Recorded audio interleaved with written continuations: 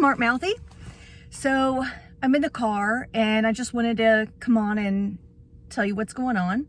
It is gorgeous here in Louisville, Kentucky. It's like maybe right at 60, 61 degrees, and it's at the end of March, and that is amazing. I love 60-degree weather just because it means that 80-degree weather is coming. And I just came back from, or I'm getting ready to leave, my hormone specialist lady. She has a name, I'm sure, but I just call her hormone specialist lady because she has helped me so much in this past year. So welcome to Wellness Month, but wanted to come on and let you know what I just picked up. It is, I don't know if you've heard of a Dutch test. Listen, I have Googled to the end of Google, and even Google can't decide the best way to test your hormones. I mean, Google is just, I mean, she's such a bitch. She has no idea what's going on. And but yet I refer to her for like all of my life. Anyway, so I wanted to test my hormones last year because things got really messed up. I ended up having an endocrine crash of all of my endocrine glands. And so one of the main ways to recover from an endocrine crash is to start supporting all of those endocrine hormones. And so Google, again, says you can either do a urine test or a hair analysis. And so, you know, there are so many, listen, I wanted to really come on and say, you've got to think outside the box when it comes to your health. These things that need to be tested in women over 40, you're not going to get from a blood test with your regular standard doctor. It's just not going to happen. It's just not, if you're over 40, you've got to seek alternative care. I think things have gotten so stale in the medical community, and I had to search out help. I needed help last year when I was so sick, and I went through 8 doctors because I just didn't feel like someone was helping me. And unfortunately, the first experience was with a male doctor. And I know that sounds sexist. I don't care. I'm a woman. I've got woman bits and parts. And he didn't hear me.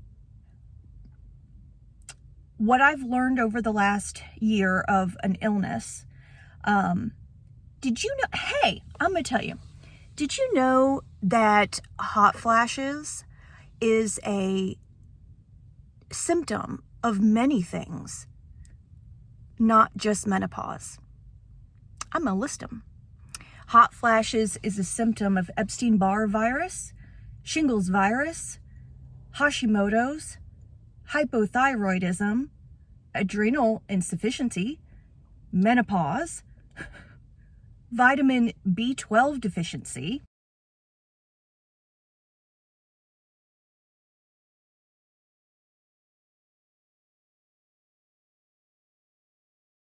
I'm getting hot just talking about it. Ooh, girl. So when I was having thyroid issues, because that was the third gland of my endocrine system that was shutting down due to the EPSTEIN Barr virus, I was having crazy hot flashes. But I went into my, at the time, medical physician, and he stopped listening. He stopped listening when I mentioned hot flashes. He even kind of leaned back in his chair, like he's got it all figured out. And he said, "Honey, you're just going through it." Going through it? That disturbed me. I just shut down. I stopped telling him anything. He went on to explain that he's going to test my thyroid, but he just thinks that the hot flashes means, going through menopause. And he leaned back as to say, "Oh, I've got the answer," or whatever. He did initially. He was the second one to test my thyroid, and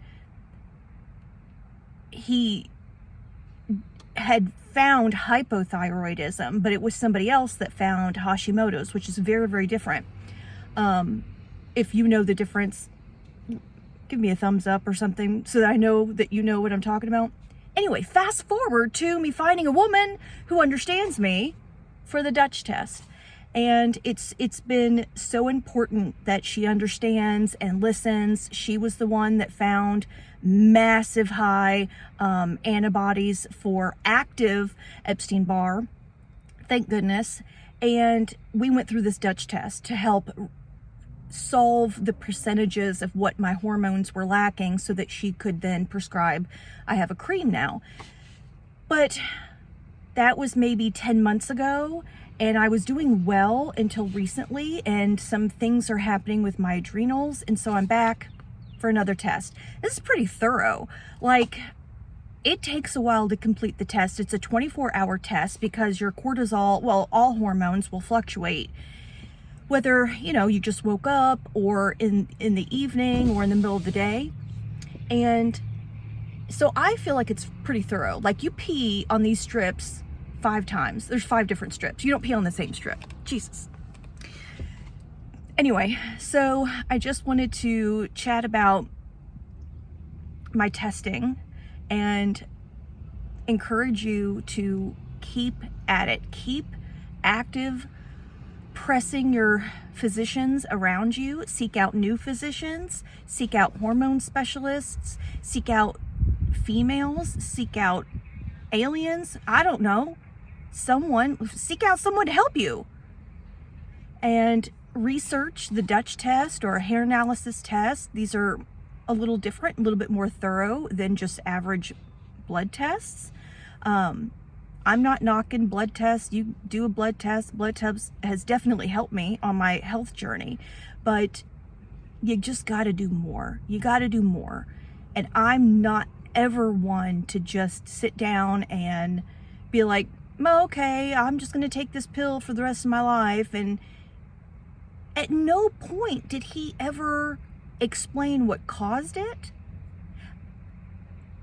Here's what I know. Here's what I also want to say, and then I'm going to go. My body, I promise you,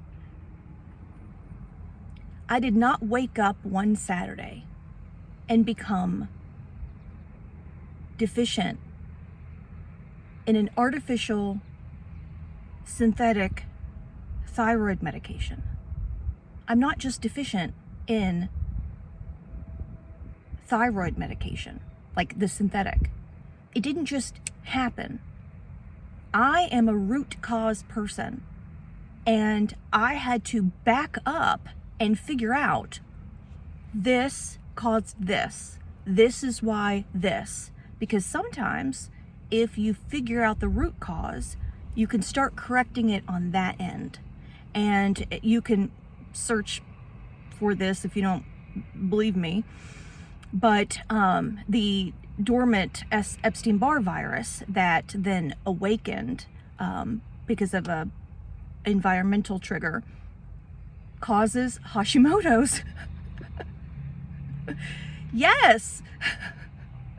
I didn't just wake up with a malfunctioning thyroid or a malfunctioning thyroid where my body attacks it, because Hashimoto's is the autoimmune part of hypothyroidism. My body just doesn't attack itself for no damn reason. I swear to you. Like, I was never going to accept that to be my reality. I was never going to accept that I'm just going to be Hashimoto's for the rest of my life. That's not how I work. Like, I have to find out why. I'm like the annoying 4-year-old Holly. Like, annoying 4-year-old. Why? But why?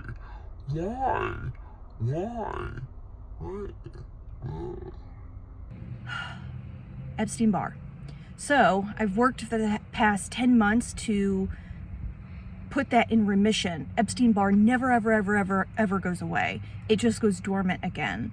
And you will continue to have flares or like flare-ups where as you're trying to get it back down into dormancy, it can kind of like flare up for like a month, and you're like, what has just happened? And then it'll go away and you'll feel like a normal human being for maybe 2 months, and then it'll flare again for like 2 weeks, and you're like, I don't know what's happening, and then it'll go away for like 3 weeks, and then it'll flare up for a few days. Like, so they say, I don't know who they is, that Epstein-Barr takes about 2 full years to, it doesn't take 2 full years to go in submission, or remission, excuse me, but it does take 2 full years for the damaged mitochondria cells to shed and rejuvenate. So that's where we are. That's why those flares are still happening. So even though I feel like I've gotten it smacked down, like my Epstein-Barr is like sort of smacked down, I'm still having flare-ups and cortisol problems and vitamin problems because of the Epstein-Barr. I had methylation issues, and so that meant that my body wasn't absorbing, and so I have massive B12 deficiency, B1 deficiency, B6 deficiency, anyway, blah blah blah. I'm gonna go home. I have to go to work, but I just wanted to tell you a little bit about the Dutch test and why I'm doing it, and that I really felt like it's a good test to have a very clear photo of your hormones. So maybe if you're struggling, you could look into this kind of testing. You can look up some hormone specialists in your area and request a Dutch test. It seems to be pretty popular, although I've never heard of it until this past year, but I also hadn't needed it until this past year. So I'm going to work. I've got to go home and do something with my hair because I don't think I'm going to go to work like this. I just came to run to pick this up. I can't believe I'm out in public with my hair in a bun. Okay, I'm going home. All right, I'll talk to you soon. See you later. Bye.